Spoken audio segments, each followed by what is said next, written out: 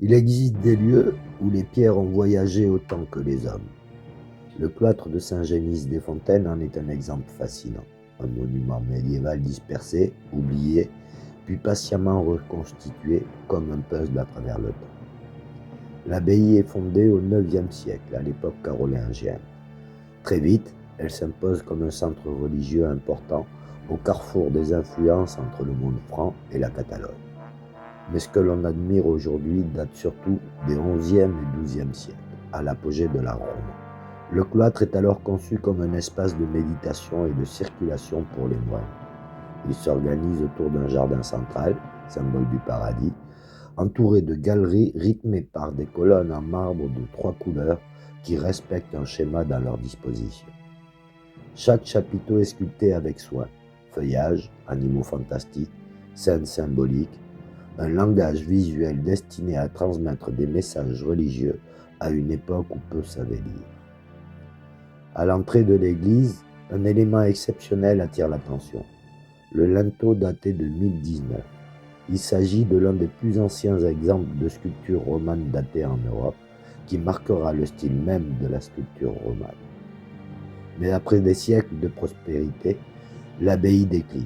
Les conflits, les transformations religieuses et la perte d'influence entraînent son affaiblissement progressif. Et au XVIe siècle, elle se rattachera à l'ordre de Montserrat. Puis vient la Révolution française. Comme de nombreux édifices religieux, l'abbaye est saisie, vendue comme bien national et en grande partie abandonnée. Le cloître est alors démonté pierre par pierre. Ses colonnes et chapiteaux sont dispersés, vendus, parfois exportés à l'étranger, notamment aux États-Unis. Pendant plus d'un siècle, le cloître cesse d'exister en tant qu'ensemble. Ce n'est qu'au XXe siècle qu'une véritable renaissance s'amorce. Grâce au travail d'historiens, de collectionneurs et de passionnés, plusieurs éléments sont localisés et rachetés. Le cloître est progressivement reconstitué sur son site d'origine, même si certaines parties restent encore perdues. Ce que l'on découvre aujourd'hui est donc un lieu à la fois authentique et recomposé. Un monument qui porte les traces du Moyen-Âge, mais aussi celles de son propre démembrement et de sa reconstruction. Marcher dans ce cloître, c'est bien plus qu'admirer de vieilles pierres.